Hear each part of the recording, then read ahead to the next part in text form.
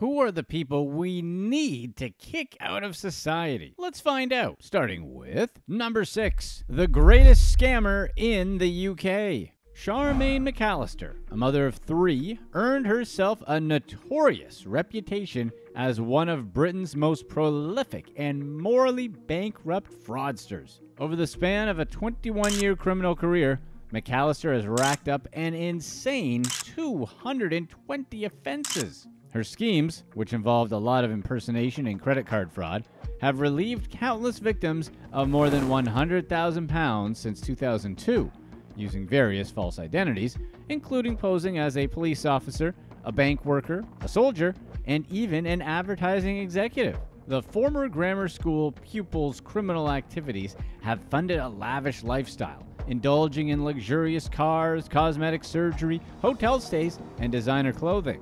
And McAllister's scams have spared no one. She even went so far as to steal money from her own mother. Her latest stint behind bars came after defrauding 3 car dealerships, getting her hands on vehicles using stolen credit cards, and then quickly selling them for cash. Despite constantly getting in trouble with the criminal justice system, including at least 16 previous jail terms, McAllister's horrible behavior persists. Her rap sheet reads like a crime encyclopedia, with offenses ranging from theft to credit card fraud, earning her a reputation as a repeat offender and a habitual scammer. In the eyes of the law, McAllister's actions represent a flagrant disregard for others. Her repeated offenses show that she plans this stuff out and clearly has no regard for the rights and well-being of others. Even as she faced yet another prison sentence, her pattern of deceit and exploitation showed a deeply ingrained disregard for the consequences of her actions. During her most recent sentencing, the judge minced no words in condemning McAllister's character, describing her as one of the most morally bankrupt persons he ever came across. He talked about the extent of her deceptions, pointing out how sophisticated tactics and utter lack of remorse were. Despite numerous opportunities for rehabilitation, McAllister's criminal behavior appears to persist, leaving little hope for change. We are very much of the opinion that at their core, the vast majority of people are good and generally mean no harm. But then, sometimes, there are other people who just can't help themselves because that sort of behavior is just part of who they are. Just like McAllister. Do you think these types of criminals can change? Let us know what you think in the comments below. Number 5. Day and night.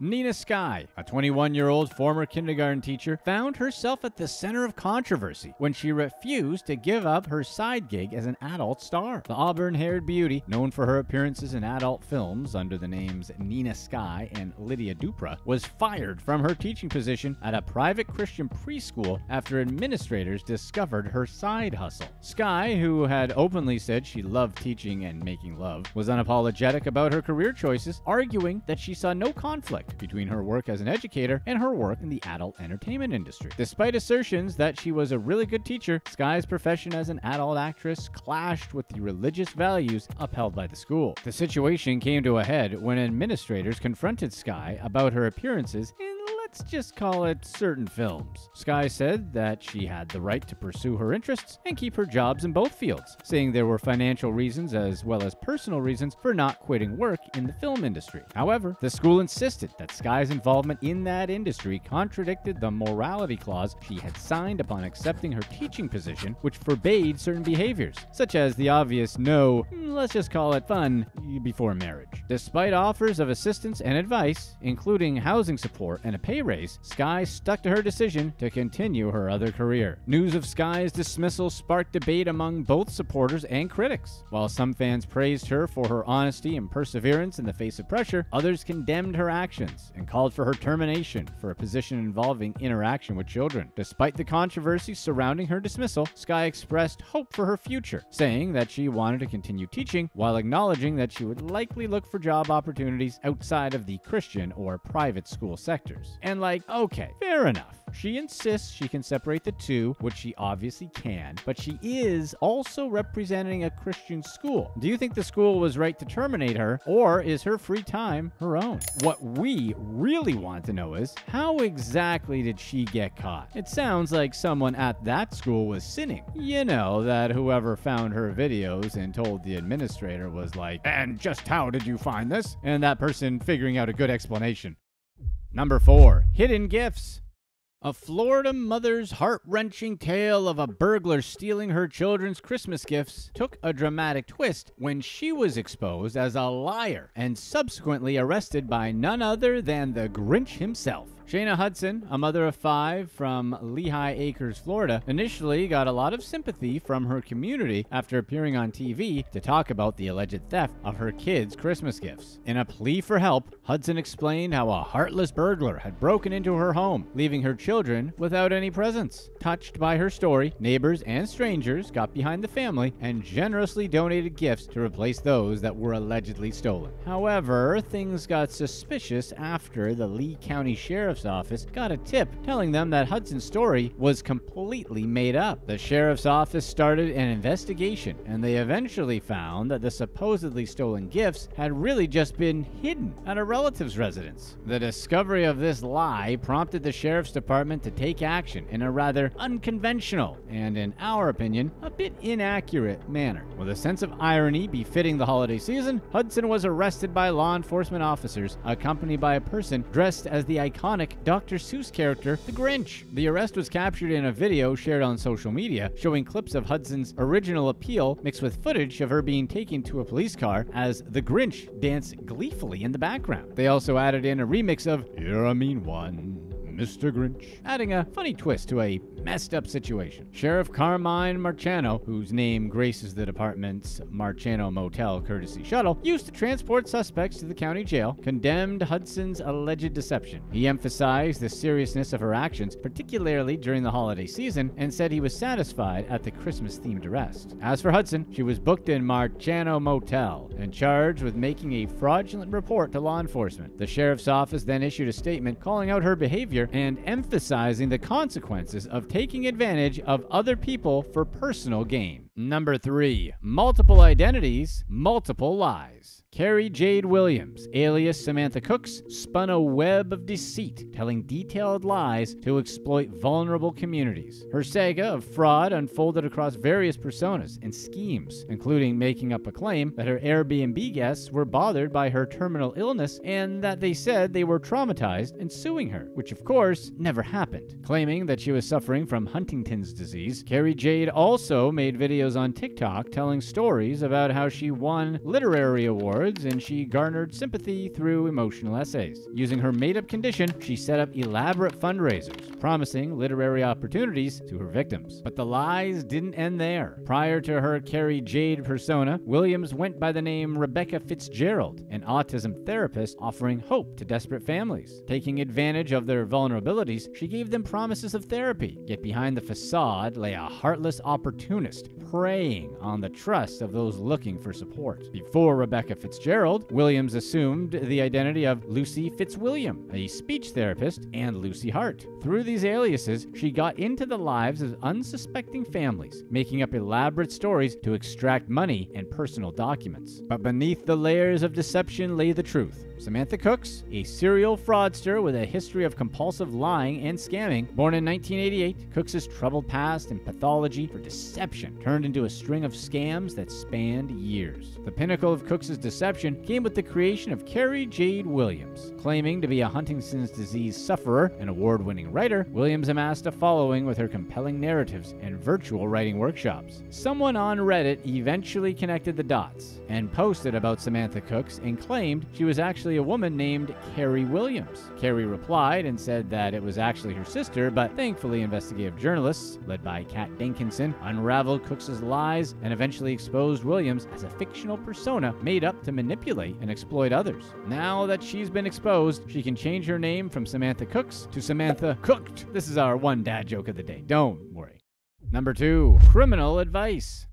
In a bid to save money during the festive season, an Australian woman named May, along with her partner Mason, shared a controversial life hack on their TikTok account at Saving for Boba. The couple's video, showing a thrifty method for getting a Christmas tree without spending a dime, quickly stirred up a storm of reactions online. In the viral clip, May is seen joyfully grabbing a Christmas tree and heading to the checkout, all while proudly declaring her intention to take advantage of the store's 30-day return policy. Her plan? To buy the tree, use it through December, and then return it before the policy expires, effectively obtaining a free Christmas tree for the holiday season. While some viewers found humor in the couple's unconventional approach, others were quick to call out May's actions as unethical and deceitful. Criticism poured in from various corners of the internet, with many expressing outrage at the notion of exploiting return policies for personal gain. One commenter went so far as to label May as a horrible person, while others questioned the morality of her actions and the impact on retail workers. Amid the backlash, some viewers pointed out potential flaws in May's plan, saying that returning the tree in its original condition might prove challenging, especially without the original packaging. Others highlighted the environmental implications of such wasteful overconsumption, emphasizing the need for more sustainable holiday practices. Despite the controversy, a few individuals came to May and Mason's defense, interpreting the video as lighthearted humor rather than a serious endorsement of criminal behavior. Some even praised May's ingenuity in finding a creative solution to high costs associated with the holiday season. But really though, how dumb is it to show people how to run a crime on TikTok just for likes? If you're enjoying this video, be sure to stay tuned right here for our past release to find out the problems of spoiled rich kids. Number 1. Love hating. Amanda Drago, also known as Melina Mason, took to Instagram to commemorate the 1-year anniversary of the passing away of Brad, her former sugar daddy. But her tribute wasn't typical. She described their relationship as toxic, and she shared her bad memories of her sugar daddy after his passing. Amanda's Instagram post shed light on a relationship filled with contradictions. Despite showering her with lavish gifts such as designer shoes, a Birkin bag, and even a racehorse, Brad was described as a really bad guy. Amanda recounted instances of all the different types of troubles he caused and that she had to put up with, such as the emotional turmoil he would put her through. She also claimed he had terrible hygiene and subjected her to uncomfortable situations, ones that you can imagine without us explicitly stating. Their relationship, which lasted over 5 years, began after a chance encounter when Brad requested a different girl from an escort agency, but Amanda was sent instead. Brad immediately liked her and wanted to start a sugar daddy type relationship. And despite her initial reluctance, because she has a boyfriend, Brad persisted with increasingly higher offers until she agreed. What type of a boyfriend would allow his girlfriend to get into this type of physical relationship just for a couple of bucks? This seems to be a much worse deal than indecent proposal. The story took a darker turn when Brad passed away from a heart attack, leaving Amanda in shock initially, but ultimately feeling a sense of relief. Despite expecting a significant inheritance, she was later shocked to discover she had been written out of Brad's will following a disagreement. His family also refused to return valuable items she left at his house, further complicating matters. Adding to the strangeness of the story, Amanda claimed Brad began haunting her after his passing, manifesting in eerie experiences like knocks on her nightstand and phantom money being thrown. Despite the troubling nature of their relationship, Amanda chose to share her story publicly, suggesting that her followers would appreciate the closure. While Brad's financial generosity initially seemed appealing, it came at the cost of Amanda's emotional well-being and independence. Moreover, it serves as a reminder that money isn't everything and that true happiness can't be bought with money. What are your thoughts about these types of sugary relationships as it proliferates throughout society? Let us know in the comment section. Who are some of the most spoiled kids out there? Let's get right into it and start with number 5. Punch drunk? Alexandra Jackson, daughter to country superstar Alan Jackson, faced charges of assault, underage drinking, and resisting arrest following a 2013 traffic stop. Her father might have been considered one of the best singer-songwriters in country music, but that didn't give her a free pass when she disrespected Nashville Metro police officers. She was riding in the passenger seat of a Range Rover that a Nashville police officer caught driving over the speed limit. While speaking to the driver, the officer could tell that Jackson was intoxicated and getting aggressive. Jackson began to make demands as she stormed out of the car. The officer's attempts to get her back in the vehicle only further enraged her. When he threatened her with the possibility of being arrested, she struck him in the chest. The officer had to call for backup while trying to arrest her as she continued to fight. Eventually, she complied with the arrest and was taken into police custody. While being booked, she told the officers that she could get her dad to do whatever it would take to get her out of trouble, going as far as to bribe them. They warned her against bribing or attempting to bribe an officer. During her court hearing, Jackson avoided jail time and reached a plea deal. She had to take anger management and alcohol safety courses and participate in community service.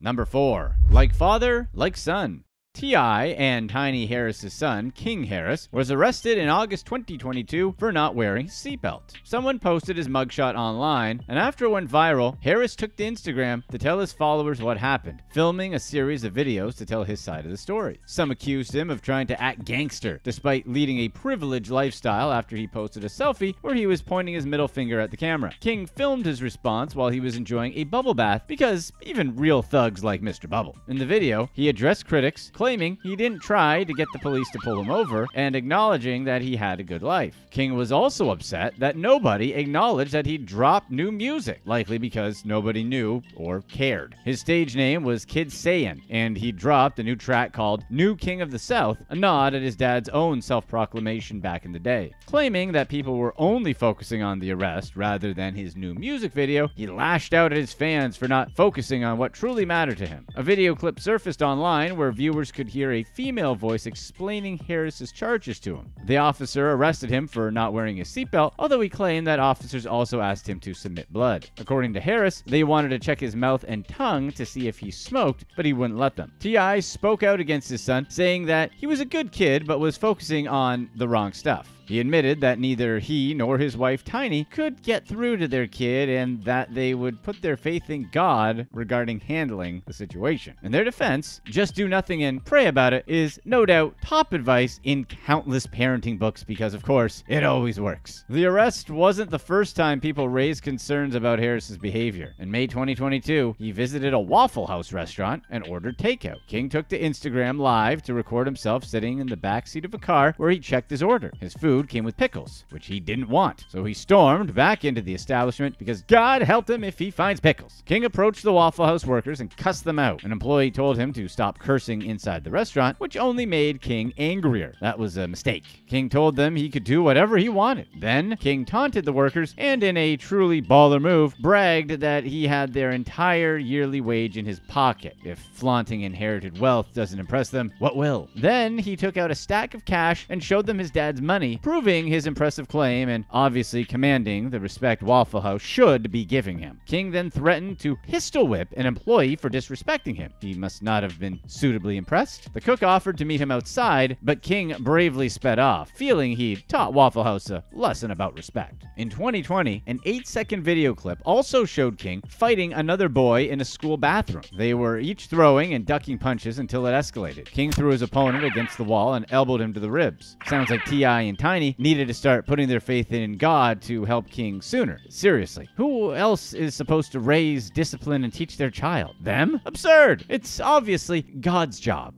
Number 3. Hot Ferrari.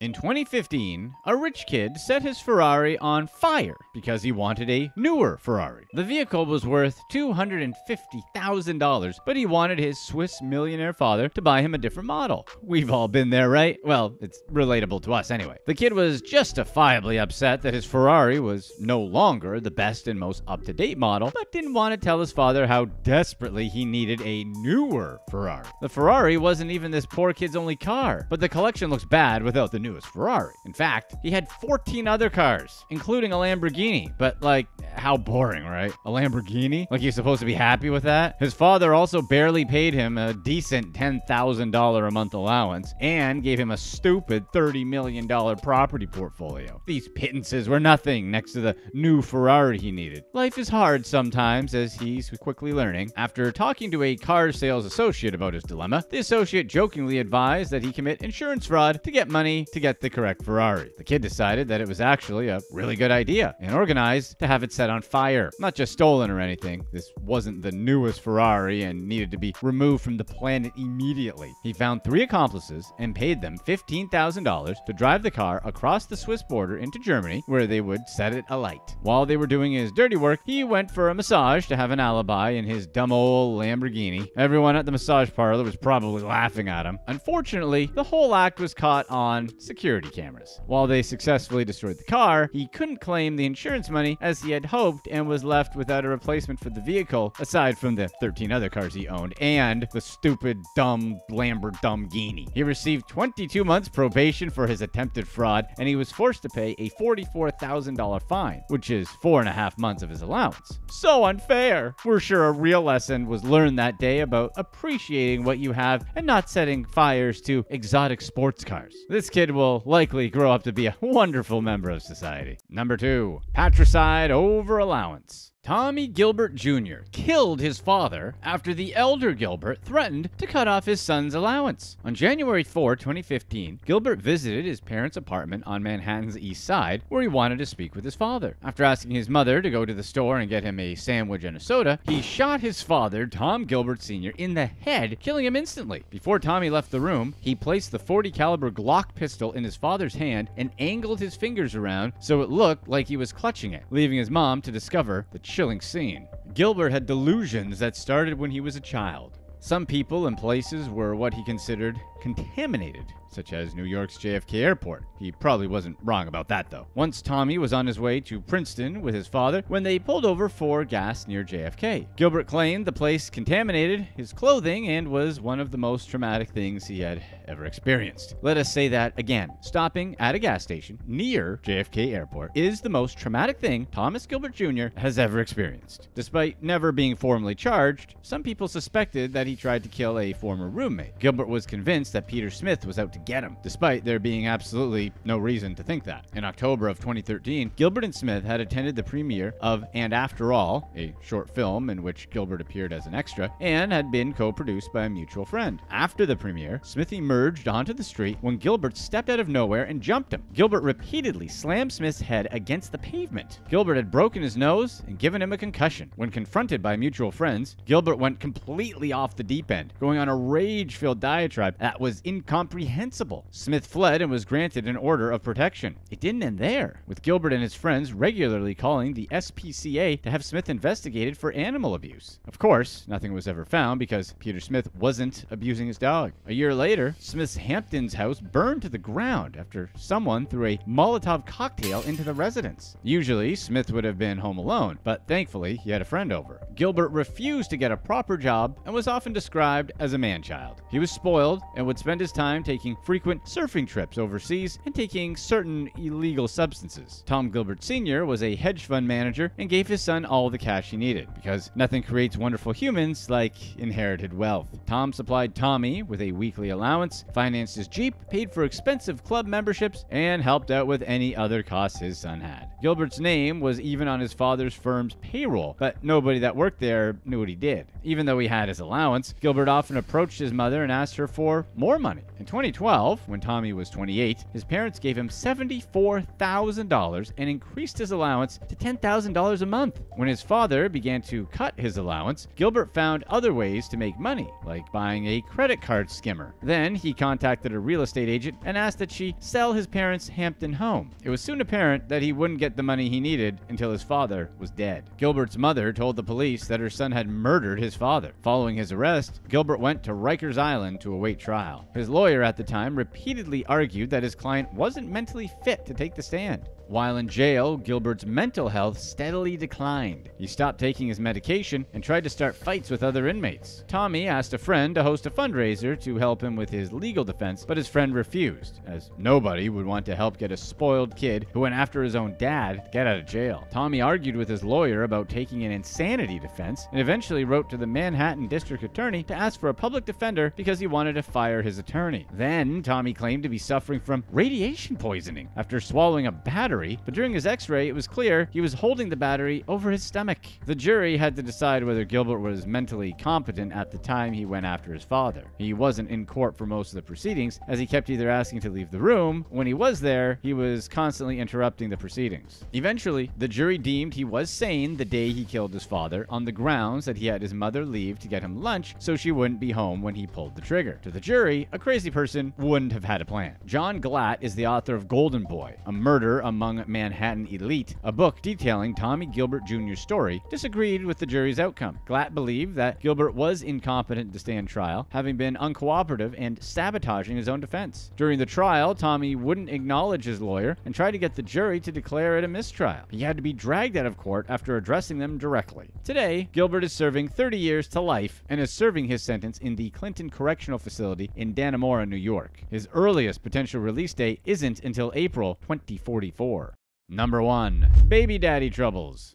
Ayanna Mayweather, daughter of boxer Floyd Mayweather, was charged with aggravated assault with a deadly weapon after being involved in a 2020 stabbing. Floyd Mayweather is often considered the greatest boxer of his era and one of the best in the sport's history. His net worth is $450 million, and 21 years into his career, his fights still generate millions of dollars of revenue. However, Ayanna Mayweather couldn't use her father's famous name to get out of trouble when a fight over her fiancé, NBA YoungBoy, escalated. Ayanna visited her fiance's house where she confronted LaPatra Lashai Jacobs, who was at the NBA YoungBoy estate late at night. They were probably just talking and hanging out though. It was 1:30 a.m. when she arrived at NBA YoungBoy's Houston home and found Jacobs inside. She told Jacobs that she was NBA YoungBoy's fiance and insisted that Jacobs needed to leave. Jacobs, apparently also seeing Mr. YoungBoy as a real catch, refused to leave. So Mayweather charged her with 2 knives and stabbed her twice. You would assume 1 stab per knife, but the details are fuzzy. One of those knives could still be considered new. An ambulance took Jacobs to the hospital where she underwent surgery for multiple lacerations on her arm. When police arrived, Mayweather told them it was the first time she'd met Jacobs. She claimed that Jacobs provoked her when she yanked at her hair. Authorities arrested Ayanna and took her to Houston's Harris County Jail, where she was later released on bond. 2 years following the altercation, Mayweather pleaded guilty to aggravated assault with a deadly weapon for stabbing Jacobs. She took a plea bargain where she waived her right to appeal a judge's decision.